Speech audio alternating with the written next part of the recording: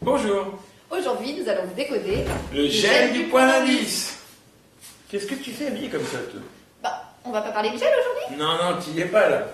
Bah, je suis peut-être pas du tout, mais ça caille ici, hein. Ben, ça, c'est à cause du gel du point d'indice. Mon salaire n'augmente pas, mais le prix d'électricité, lui, il augmente. Je peux pas payer le chauffage.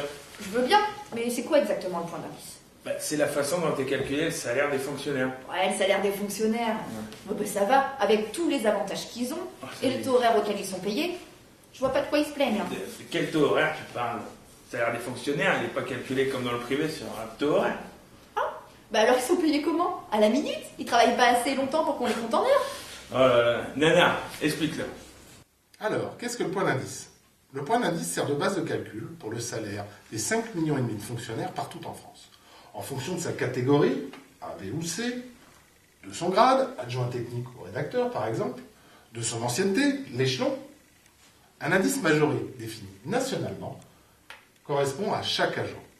Pour trouver le salaire individuel brut, il suffit de multiplier cet indice majoré par la valeur du point d'indice qui est de 4,6860 actuellement. À cela, il faut rajouter différentes primes et indemnités en fonction du grade et des missions de chaque agent. Prenons un exemple.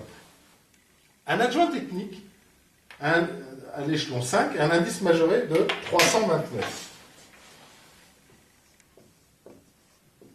Il suffit de le multiplier par la valeur du point d'indice et ça nous donnera le salaire brut hors prime de cet agent.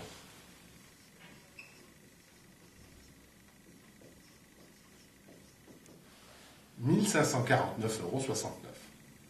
Le point d'indice sert également de base de calcul à la NBI, nouvelle bonification indiciaire, ainsi qu'au supplément familial de traitement. J'espère que c'est plus clair pour vous. Ah, ok, j'ai compris. Non. Si. Et ça fait combien de temps qu'il est gelé votre point? Bien trop longtemps.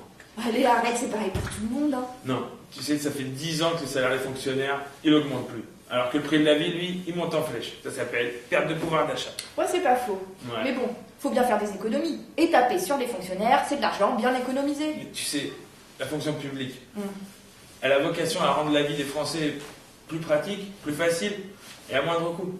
Pas pour faire du profit. Eh ben, on fera appel aux services privés. Qui vendront un service qui avant était gratuit. Ça craint, je l'avais pas vu comme ça. Tu m'étonnes. Et moi, vu mon salaire, les services, je peux pas me les payer. Bah, comment tu vas faire? Bah, c'est simple. Avec la CGT, on milite pour le dégel, pour qu'ils nous débloquent les sous qu'ils nous gardent depuis 10 ans. Et je peux te promettre, on lâchera pas la. Ouais.